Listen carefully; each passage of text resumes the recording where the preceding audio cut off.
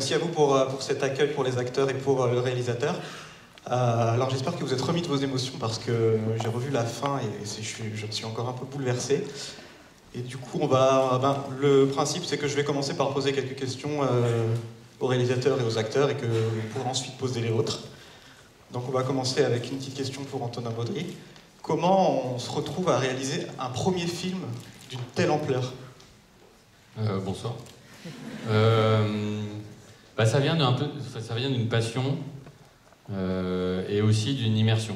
C'est-à-dire que j'ai découvert le monde des sous-marins en immergeant dans un sous-marin et j'ai passé plusieurs dizaines de jours sous l'eau à essayer de comprendre comment ça marchait. J'étais tout de suite fasciné par la beauté des images et des sons que j'entendais et j'ai tout de suite voulu en faire un film.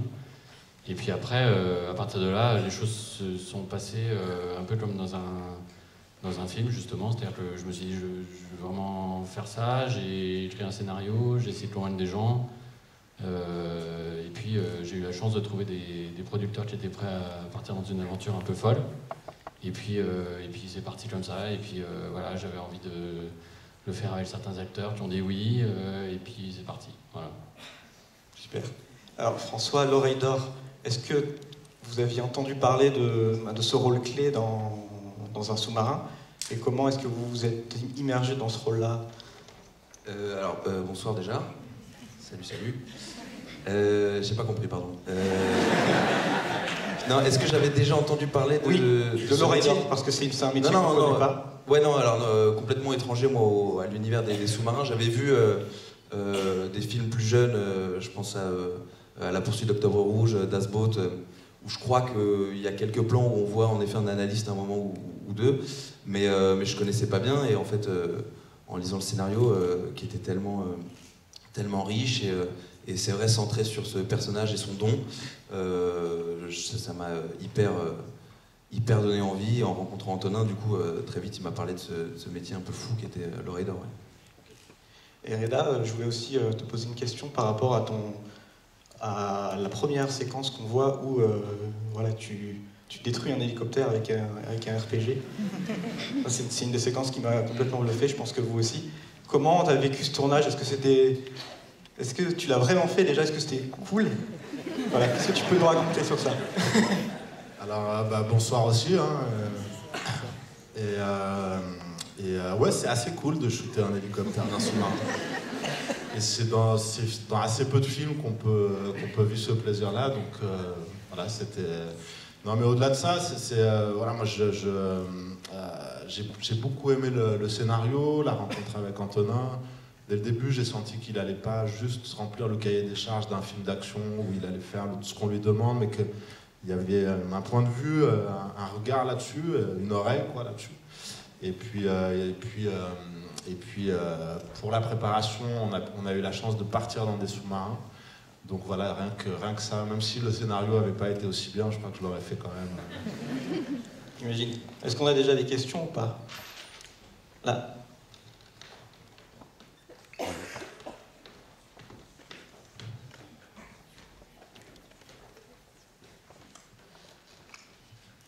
Merci, bonsoir.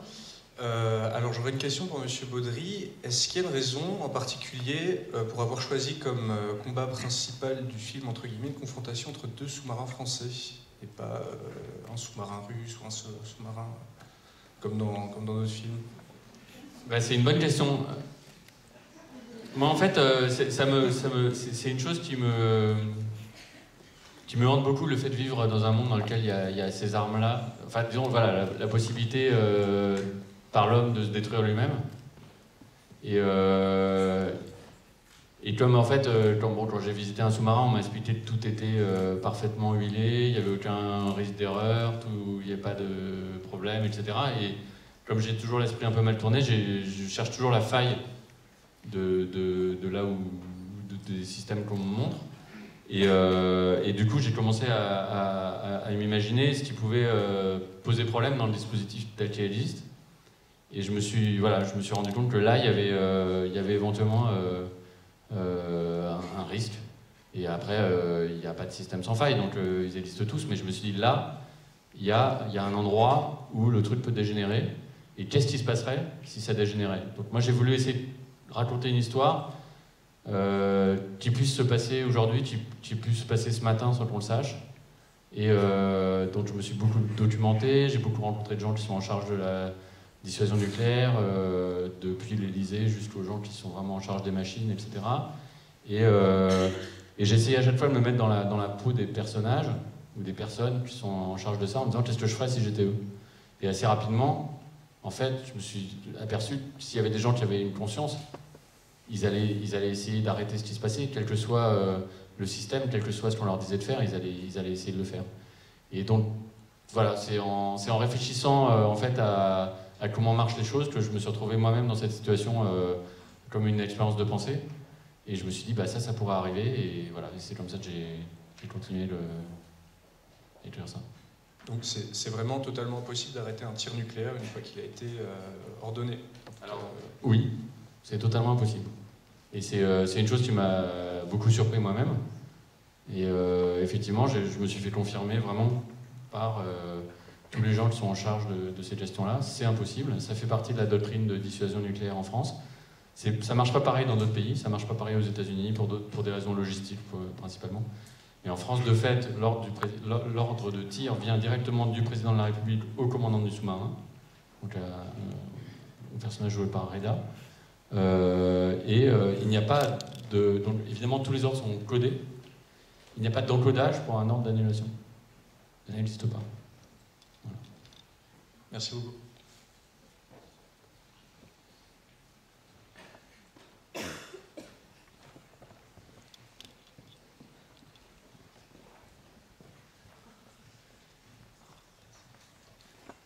Bonsoir.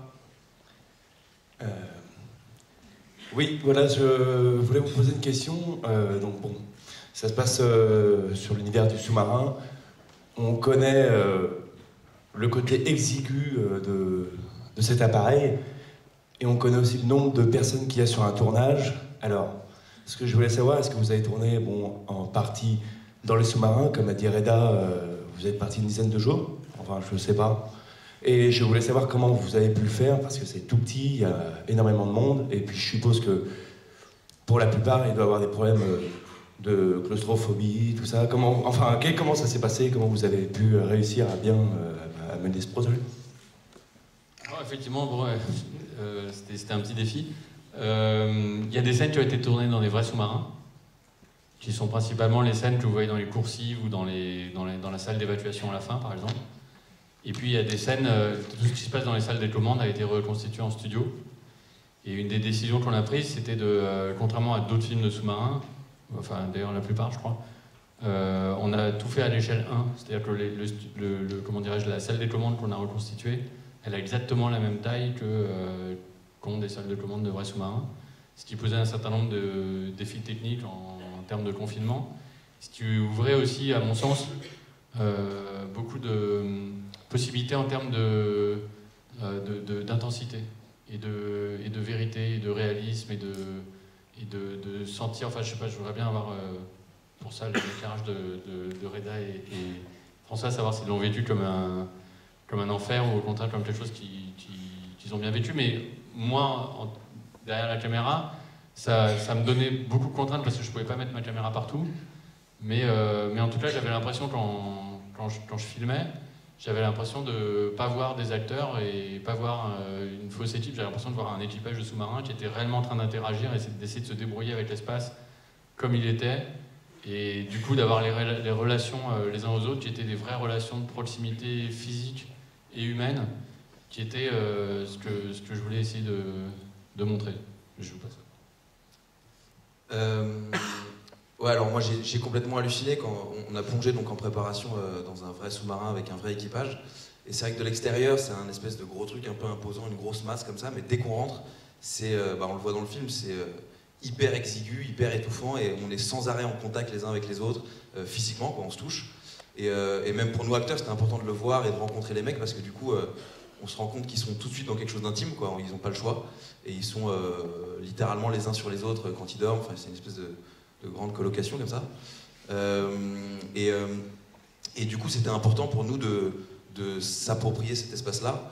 Et même on a vu, je me souviens, une coach de mouvement en amont du tournage pour apprendre à se connaître les uns les autres physiquement, pour apprendre à se mouvoir tous ensemble, pour qu'à la fin, il y ait une forme de ballet qui prenne forme dans le CO, quoi, le centre opérationnel. Et c'est tout. Et tu parlais de t'approprier l'espace. J'avais une question avant qu'on passe la parole. Comment s'approprie justement le langage des sous-mariniers? Parce qu'il y a un langage tellement spécifique que c'est carrément une autre langue, quoi. Quand on lit un scénario et qu'on voit quasiment une autre langue, comment on réagit? Comment on s'approprie un tel rôle?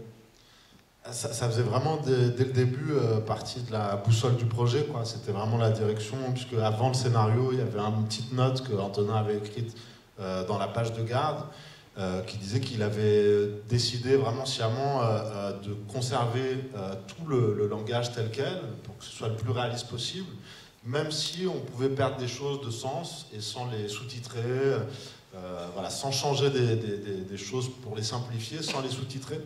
Et du coup, quel effet ça produit? Ça produit presque l'effet de jouer des fois dans une langue étrangère et d'être ensemble dans une musique qu'on ne maîtrise pas forcément. Alors on a eu tous une petite formation avant pour savoir quand même plus précisément ce qui est dit, sur les choses de détection, etc. Moi personnellement, ayant arrêté les mathématiques en classe de 4e, j'ai eu beaucoup de mal dans cette phase-là. Mais en revanche, par moment, je sais pas, je dis cap au 2-7-0, et en disant ça, il y a une autre intention qui est mise, qui est celle du danger, celle du danger pour mon équipage, pour un ami, voilà. Et l'idée, je trouve très intéressante, c'est de pouvoir jouer des sentiments dans un cadre hyper technique dans lequel on s'affale pas sur ces sentiments, quoi. Et puis on a tourné souvent dans la continuité. Toute la scène du prologue, par exemple, avant le fameux hélicoptère, c'est une scène qui dure à peu près 20 minutes, un peu plus de 20 minutes, et on faisait des prises de 20 minutes. Donc ça, collectivement aussi, c'était une chose qui faisait vraiment prendre la sauce ensemble, et on avait l'impression de jouer presque comme au théâtre, en fait, où on partage ensemble un moment, quoi, plus long que souvent, comme c'est le cas au cinéma, où on découpe beaucoup. Donc il y avait toutes ces choses-là qui faisaient vraiment un trait d'union entre ce qu'on avait pu voir dans la préparation sur comment c'est réellement dans un sous-marin et tout ce qu'on reconstituait en studio, où finalement c'était assez peu décalé. Si ce n'est que nous, on n'était pas en danger, on s'amusait bien, on jouait, quoi. Sauf quand on nous balançait des balles dessus. Petites anecdotes. On a une question? Ouais.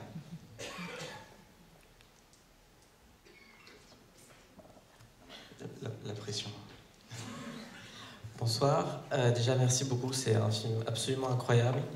Et du coup, ma question était, comme c'est un film qui est sur la foi dans le son aussi, comment on joue et comment on crée une mise en scène qui coïncide à ce point-là, l'image, mais qui doit aider le son à avoir autant de sens, parce que c'est incroyable comment le sound design fonctionne et comment on croit à la puissance du son dans l'histoire. C'est vrai que moi, quand je suis rentré dans un sous-marin la première fois, ce qui m'a frappé, c'était les sons. Et c'était à cause des sons aussi que j'ai envie de faire un film. Et alors, on parlait tout à l'heure du langage, ça en fait partie. C'est-à-dire que moi, quand je suis arrivé, je comprenais rien. Je vous le dis aujourd'hui, je comprenais pas un mot de ce que j'entendais autour de moi. Bon, alors, évidemment, au bout de plusieurs jours d'immersion, je commençais à comprendre. Mais j'ai voulu mettre le spectateur aussi dans cette position-là, de vivre les mots comme des sons, et aussi les sons comme du langage, à certains moments. C'est-à-dire que quand l'oreille d'or détecte un son, c'est aussi un son qui déclenche une action, qui veut dire quelque chose, etc. Alors après, ça concrètement, parce que votre question est aussi concrète, ça veut dire un gros travail en post-production sur la création sonore. C'est-à-dire qu'il y a beaucoup de sons qu'il faut arriver à créer justement un langage des sons qui fonctionne durant tout le film, à la fois de manière narrative, esthétique.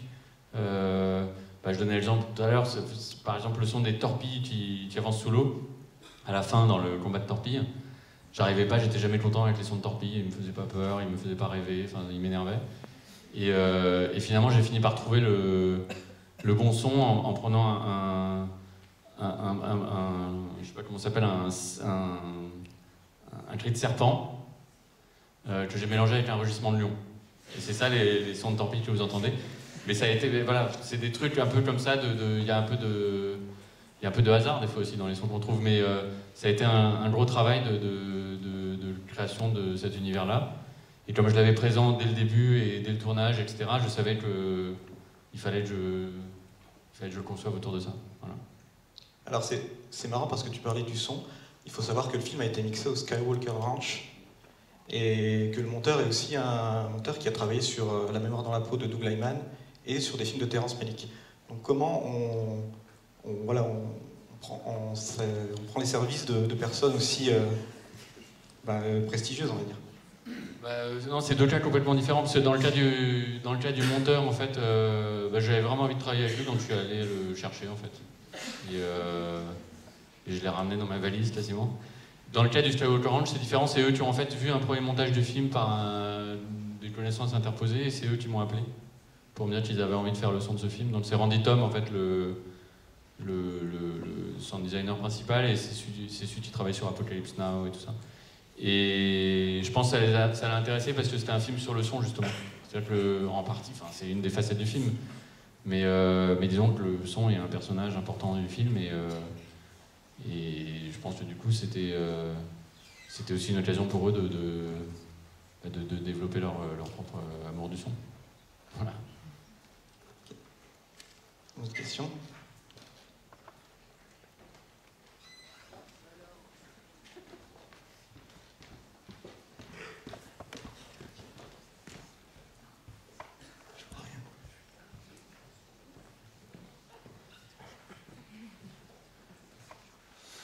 Bonsoir, merci pour ce film. J'ai une question, c'est quels ont été vos éventuels rapports avec l'armée française?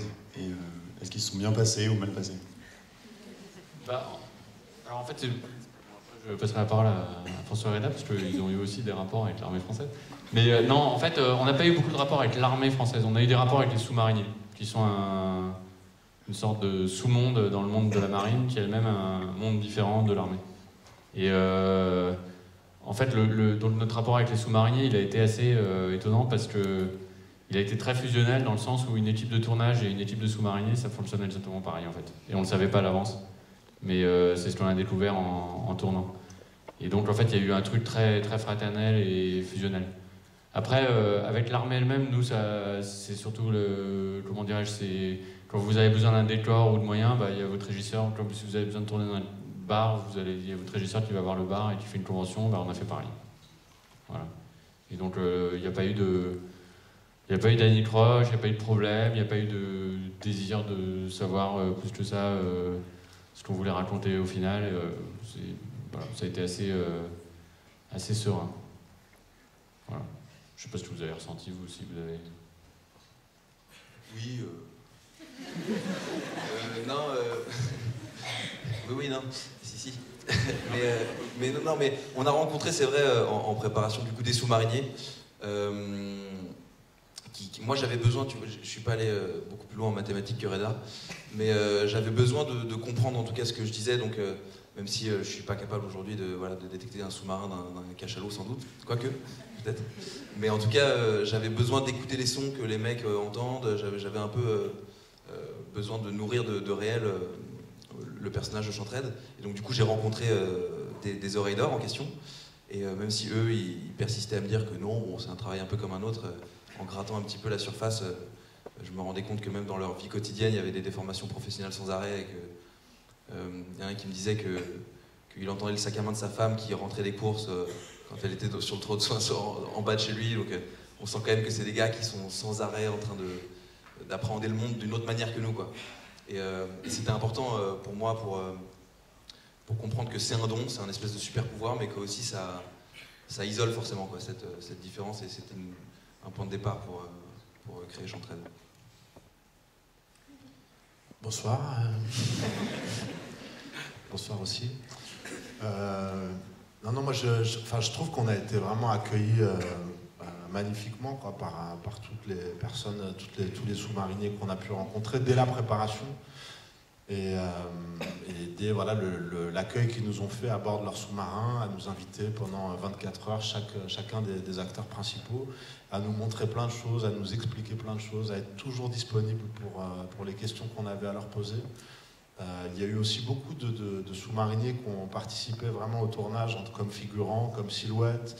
On avait toujours quelqu'un vers qui se tourner quand on avait besoin d'une petite chose technique. Ça passait pas toujours par Antonin. Des fois, on pouvait régler des choses avec les gens qui étaient là et qui avaient très envie, en fait, et de nous aider, qui nous ont fait beaucoup confiance et qui avaient envie aussi que les gens voient leur métier. Parce que, pour cause, c'est un métier secret. Même leurs propres familles ne savent pas réellement la réalité de leur travail. Et ils nous ont un peu fait confiance avec ce film pour qu'avec ce film-là, on voit ce que c'est être des sous-mariniers en France, au-delà de notre histoire et tout. Donc ça mettait un engagement particulier à ce film qui était de ne pas décevoir les gens dont on parle. En fait, déjà, dans un premier temps, en étant crédible, et puis aussi d'essayer de les rendre dans leur humanité, parce qu'on a rencontré des gens pas du tout comme des militaires, pas du tout des chiens de guerre, pas du tout des gens excités ou belliqueux, mais plus une famille dans laquelle tout le monde fait que ça se passe bien, en fait. Une autre question? Alors, le temps que vous réfléchissiez, peut-être, je voulais parler à... Non, juste... non. Le premier jour de tournage, je crois savoir que c'était la scène où tu es élitroyé. Comment on vit un premier jour de tournage où c'est une scène intense comme ça? Hyper à l'aise. Bah non, c'était totalement fou. Hein. Moi, j'étais hyper concentré dans le travail et tout. Je faisais comme si tout allait bien, mais en vrai, c'était n'importe quoi. On est dans un NH-90 qui est un hélicoptère de l'armée, donc qui va, je crois, à 300 km/h, à 5 mètres de l'eau, genre qui trace. On arrive sur un site où il y a un sous-marin qui sort, il y a un autre hélicoptère qui fait des prises de vue de ce qu'on est en train de jouer, il y a une caméra embarquée avec nous, une frégate avec une grue qui nous voit descendre. C'était un peu Hollywood, quoi, d'un coup.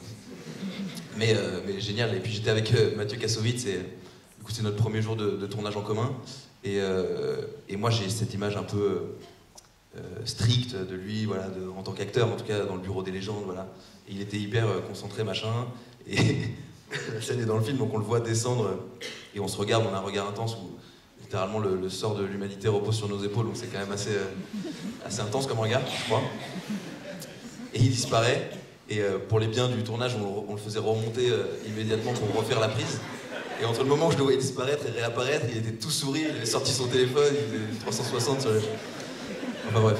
Donc ouais, d'un coup, ça a brisé la glace aussi entre lui et moi de se rendre compte qu'on vivait un truc un peu fou. Ouais. Super. Question? Je crois que c'était par là. Bonsoir.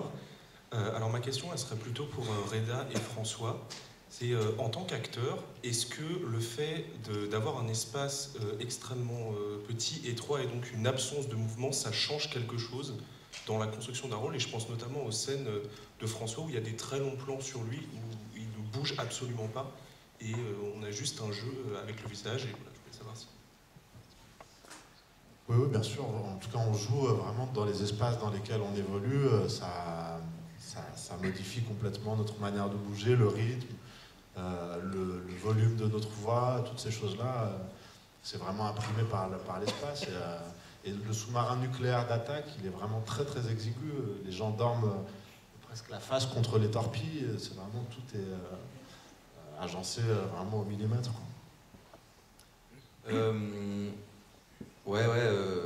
On en parlait tout à l'heure, mais ouais, cette appropriation de l'espace était hyper importante. Et c'est vrai que moi je suis très statique, et on s'en est parlé très tôt avec Antonin.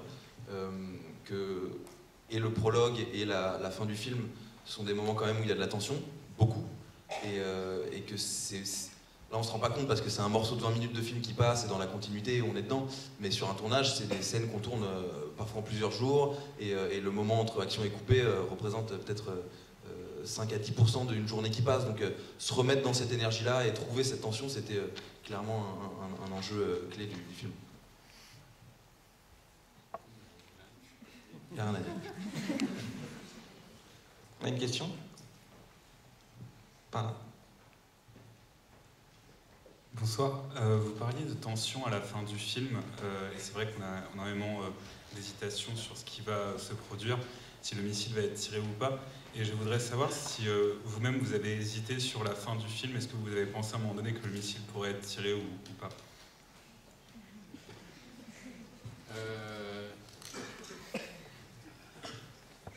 J'ai failli couper un peu plus tôt, ouais.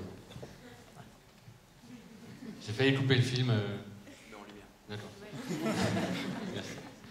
J'ai failli couper un peu plus tôt. C'était un moment où on savait pas. C'était sur la main de Reda. Et j'ai trouvé ça un peu hard. Mais non, mon intention originale, c'était exactement ce que vous avez vu. C'était ça. Parce qu'en fait, je crois quand même vraiment, je crois vraiment dans le fond que même si on a des systèmes qui sont jamais parfaits, etc. et tout, mais vraiment, je crois dans le fond que la confiance entre quelques personnes peut sauver le monde. C'est un truc là, je crois. Et donc, je me suis dit qu'il fallait aller jusqu'au bout de mon idée. Voilà. Bonsoir. Question pour Antonin. Pour ce premier long métrage, quand même, vous attaquez à quelque chose d'assez spectaculaire, assez imposant quand même, ce qui n'est pas courant dans le cinéma français. Je voulais savoir si jamais le film marche, ce que je vous souhaite vraiment, parce qu'il est vraiment très très bon, est-ce que vous avez d'autres envies quel serait quel type de projet, vers quel type de projet est-ce que vous vous dirigeriez avec autant de moyens, autant de spectacles aussi? Est-ce que c'est dans cette voie-là que vous voudriez aller ou quelque chose de plus intime pour le prochain film? En fait, c'est pas tellement dans cette catégorie-là que je réfléchis, mais moi, comment dirais-je, quand j'avais 13 ans, j'adorais regarder des films d'aventure ou des films d'action avec mon père. Et puis après, vraiment j'adorais ça, c'était les moments de grâce pour nous. Et puis après, plus tard, j'ai découvert, je me suis mis à lire des livres, etc. et tout, et puis j'ai découvert les tragédies grecques et tout ça. Et je me suis rendu compte qu'en fait, très souvent, en fait, les mêmes ressorts étaient en jeu en fait, dans les deux, et qu'il n'y a pas une culture élitiste et une culture populaire, c'est souvent l'unité d'action, l'unité de temps, l'unité de lieu, c'est des choses qui parfois fonctionnent de plein de manières, dans différents registres. Et ce que j'ai voulu faire ici, en fait, c'est une tragédie grecque dans un sous-marin, avec les enjeux d'aujourd'hui qui sont le fait que l'humanité peut se détruire elle-même. Bien sûr, parce que je donc après, c'est pas tellement une question de savoir... après, le fait qu'il y avait besoin de moyens, etc., ça a découlé du projet lui-même. Mais s'il y avait eu besoin de moins de moyens, j'aurais été le premier content, en fait. J'aurais été ravi d'avoir moins de pression, moins de moyens, etc. C'est-à-dire que ça a découlé du projet. Voilà, donc en fait, après, c'est plus comme ça que ça s'est agencé, en fait. Parce que là, vous dirigez quand même une grosse machine. Est-ce que pour le prochain film, vous verriez encore diriger une grosse machine comme ça? Ça dépend du projet. Ouais, si j'arrive à imaginer une histoire géniale avec un seul acteur, je serais hyper content. Est-ce qu'on a une dernière question? C'est la pression, là.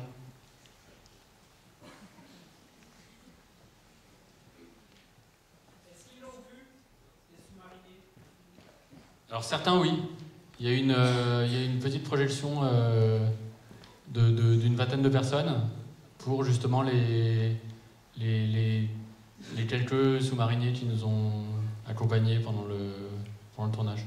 Notamment ceux que vous voyez à l'écran. Enfin, évidemment, ce que j'espère, c'est que vous ne savez pas lesquels c'est. J'espère que tous les acteurs ont l'air de sous-mariniers. Mais parmi eux, il y en a quelques-uns qui sont des figurants qui sont des sous-mariniers. Ceux-là, la plupart d'entre eux l'ont vu. Et je crois qu'ils étaient plutôt contents. On avait une dernière question là-bas.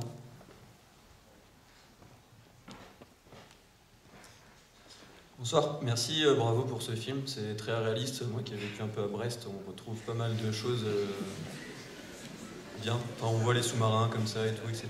Je suis là. J'ai bien aimé la scène aussi au téléphone avec le président, avec la petite musique d'attente sympathique.